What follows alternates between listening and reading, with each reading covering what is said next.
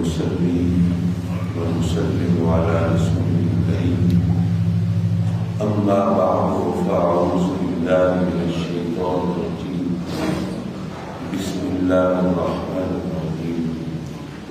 لقد كان لكم في رسول الله أسوة حسنة صدق الله مولانا العلي العظيم وصدق رسوله النبي الأمين ونحن على ذلك لمن الشاهدين والشاكرين والحمد لله رب العالمين. حضرات محترم، جمعہ مبارک ہے اور ماہ ربیع الاول ہے اور مسلمانان عالم بارگاہ رسالت میں اپنی عقیدتوں اور محبتوں کے پھول نثار کرتے ہیں. ہمارے لیے یہ سعادت ہے کہ ہم اللہ کے فضل و کرم سے اس نبی کی امتی ہیں جن کی امتی بننے کی خواہش خود انبیاء کرام علیہ السلام نے کی. میرے آقا کریم صلی اللہ علیہ وسلم جس ماحول میں، جس علاقے میں، جس زمانے میں جلوہ گر ہوئے، ذرا وہ پیش نظر رکھیے. جزیرہ نما عرب میں، وہاں کے ریگزار میں سرکار تشریف فرما ہوئے. ماحول ایسا ہے کہ جہاں پر قتل و غارت گری لوگوں کا شیوا ہے، خون بہانا ان کی عادت ہے، ہتھیار ان کا زیور ہے، سر قلم کر دینا ان کے لیے معمولی بات ہے. وہاں پر عورت صرف نفس کی تسکین کا سامان ہے، اس کے لیے کوئی عزت نہیں ہے، کوئی وقار نہیں ہے. اور اسی وجہ سے کسی گھر میں بیٹی پیدا ہو، اس کو پیدا ہوتے ہی مار دیا جاتا ہے، کبھی زندہ زمین میں گاڑ دیا جاتا ہے کہ کسی کو بیٹی کا باپ کہلانا گوارا نہیں ہے. لوگوں کا مقصد حیات انتقام لینا ہے، زندہ رہتے ہیں بدلہ لینے کی خاطر. تحمل و برداشت نام کو نہیں ہے. معمولی باتوں پر آپے سے باہر ہو جانا، چھوٹی چھوٹی معمولی باتوں پر قتل و غارت گری کا سلسلہ شروع کر دینا اور نسل در نسل اس قتل و غارت گری کے سلسلے کو جاری رکھنا، یہ وہاں پر معمولات میں یہ چیز شامل ہے. ایسے ماحول میں میرے آقا کریم تشریف فرما ہوتے ہیں اور دیکھتے دیکھتے وہاں کایا پلٹ دیتے ہیں، قلب و ذہن کی دنیا کو تبدیل کر دیتے ہیں. اور قدرتی طور پر یہ سوال پیدا ہوتا ہے کہ آپ نے یہ کام کیسے کیا ہوگا. پہلی بات تو یہ ذہن میں رکھیے کہ اس وقت انسان اشرف المخلوق وہ اپنے شرف و فضیلت کو بھلا کر، اپنے مقام و مرتبہ کو فراموش کر کے وہ بتوں کی پوجا کر رہا ہے، پتھروں کو سجدے کر رہا ہے، جانوروں کو خدا مان رہا ہے، کبھی آگ کی پوجا کرتا ہے، کبھی درختوں کے سامنے سر جھکاتا ہے، کبھی پہاڑوں، کبھی چاند اور سورج کو اپنا معبود مناتا ہے. یعنی جتنے خداؤں کی وہ پوجا کرتا ہے وہ تمام خدا ان کی آنکھوں کے سامنے ہوتے تھے. اپنے خداؤں کو دیکھ کر لوگ پوجا کرتے ہیں. تو آپ نے کبھی سوچا کہ آقا کریم نے کیسے منوایا ہوگا کہ یہ جو تمہیں دکھائی دیتے ہیں یہ کچھ نہیں، اور جو دکھائی نہیں دیتا وہی سب کچھ ہے.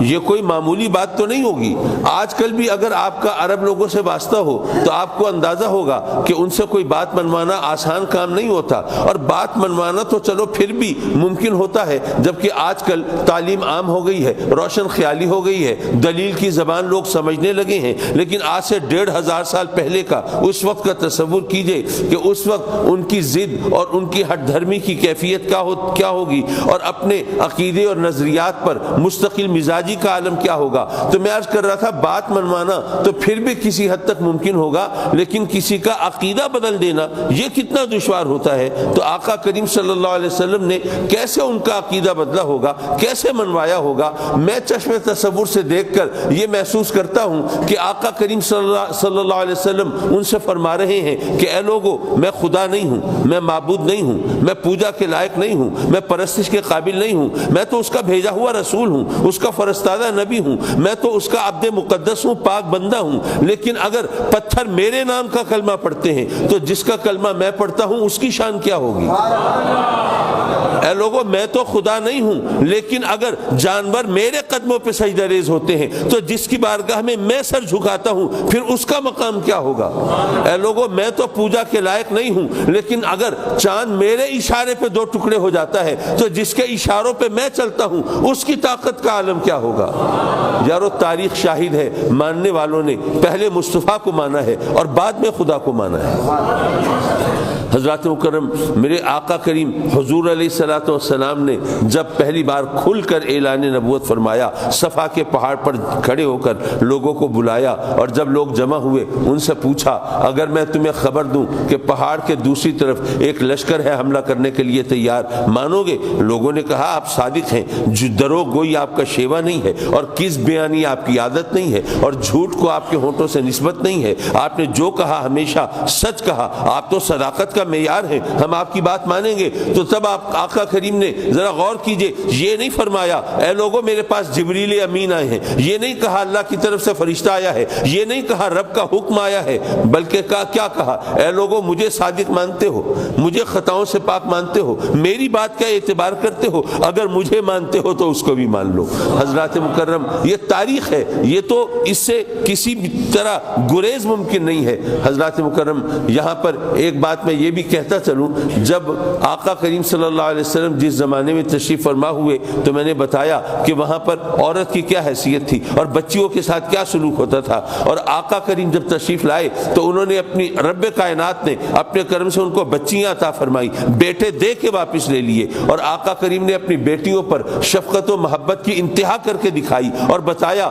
کہ اے لوگوں یہ بیٹیاں بھی خدا کی رحمت ہیں، ان کو مارا نہ کرو، ان کی پرورش کیا کرو، ان سے محبت کیا کرو، ان کو پالا پوسا کرو۔ اب یہاں پر ایک صاحب نے مجھے سوال کیا کہ جناب یہ بتائیے کہ ایک طرف تو آپ یہ بتاتے ہیں کہ آقا کریم تشریف فرما ہوئے تو انہوں نے لوگوں کو بتایا کہ بیٹیاں بھی خدا کی رحمت، اور دوسری طرف آپ کے علماء وہ اپنی تقاریر میں حدیث بیان کرتے ہیں کہ جس رات میرے آقا کریم دنیا میں جلوہ فگن ہوئے اس رات ہر گھر میں اللہ نے بیٹے عطا فرمائے۔ تو جب رحمت دو عالم دنیا میں آ رہے ہیں، رحمت للعالمین تشریف لا رہے ہیں، تو اس رات میں اللہ نے جب بیٹیاں بھی رحمت ہیں تو وہ رحمت روک کے کیوں رکھی؟ وہ رحمت کیوں عطا نہیں کی؟ ایک طرف بیٹیوں کے رحمت ہونے کا سبق دینا آقا کریم سے منسوب کرتے ہیں، اور دوسری طرف لوگوں کو بتاتے ہیں کہ جناب یہ جس رات آقا کریم تشریف فرما ہوئے اس رات تو ہر گھر میں بیٹے پیدا ہوئے۔ میں نے کہا کہ بات یہ ہے، دنیا جانتی ہے جب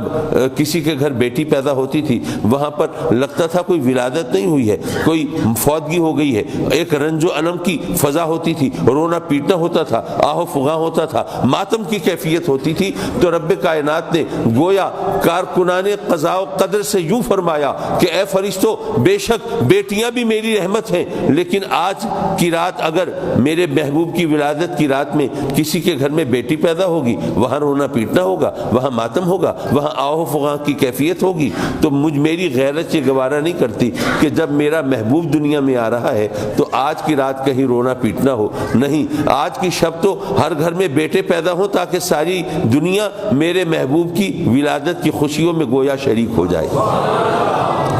حضرات مکرم، میں آخر میں ایک سبق ضرور دینا چاہوں گا۔ دیکھیے، اگر آپ اچھائی اور برائی کے پیمانے دیکھیں تو 2 پیمانے ہیں۔ اگر کوئی ہندو ہو، روز صبح اٹھ کے اشنان کرتا ہو، مندر میں جا کے اپنے بھگوان کے سامنے ڈنڈوت بجا لاتا ہو، اشلوک پڑھتا ہو، بھجن گاتا ہو، پرارتھنا کرتا ہو، تو ہندو تو اسے اچھا کہیں گے، ہم تو نہیں کہیں گے۔ اسی طرح ہم مسلمانوں میں اگر کوئی پابند صوم و صلات ہے، درود و سلام پڑھنے والا ہے، باوضو رہنے والا ہے، شریعت کی پابندی کرنے والا ہے، حلال حرام کا خیال رکھنے والا ہے، تو مسلمان تو اسے اچھا کہیں گے، دوسرے مذہب کے پیروکار تو اسے اچھا نہیں کہیں گے۔ تو یہ اچھائیاں وہ ہیں جو مذہب کے ساتھ جڑی ہوئی ہیں۔ لیکن اگر کوئی سچ بولتا ہو تو اسے اچھا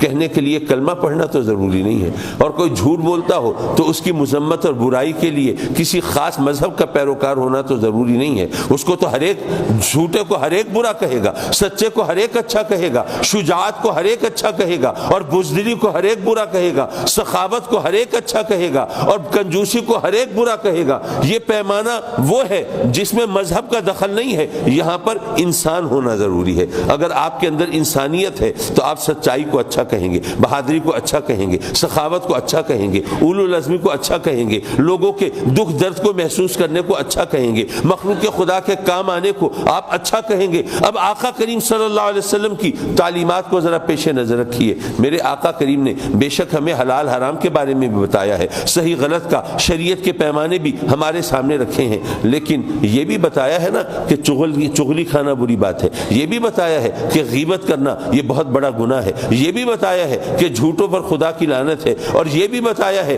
کہ جس نے ملاوٹ کی وہ ہم میں سے نہیں ہے، اور یہ بھی بتایا ہے کہ پاکیزگی وہ نصف ایمان ہے، اور یہ بھی بتایا ہے کہ اگر کوئی آپ کا مقروض ہو تو اس سے قرض لینے میں اس نرمی کیا کرو، سختی نہ کیا کرو، اسے موقع دیا کرو۔ یعنی یہ پیمانے اگر آپ سامنے رکھیں تو میں آج جو جملہ بول رہا ہوں میری گزارش ہوگی اس جملے کو ذرا عام کیجئے کہ ایک اچھا مسلمان ہونے سے پہلے یہ ضروری ہے، ممکن ہی نہیں کہ کوئی اچھا مسلمان تو ہو لیکن اچھا انسان نہ ہو۔ ایک اچھا مسلمان تبھی ہو سکتا ہے جب وہ پہلے ایک اچھا انسان ہے، جو اچھا انسان نہیں وہ اچھا مسلمان بھی نہیں ہو سکتا۔ تو ہم اپنے گریبان میں جھانک کر دیکھیں ہم نے کیا انسانیت کے معیار کو برقرار رکھا ہے، تو پھر ہم مسلمان ہونے کا بھی صحیح طور پر دعویٰ کر سکتے ہیں۔ میرے آقا کریم کو اگر ساری دنیا میں عظمت کا مینار غیر مسلم بھی تسلیم کرتے ہیں تو اس کی وجہ یہی ہے کہ آپ نے انسانیت کا علم بلند کیا ہے، اور رب کائنات ہمیں آپ کی تعلیمات پر عمل پیرا ہونے کی توفیق عطا فرمائے۔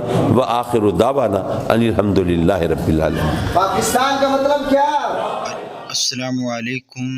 ایسی مزید پیاری ویڈیو دیکھنے کے لیے چینل کو سبسکرائب کریں۔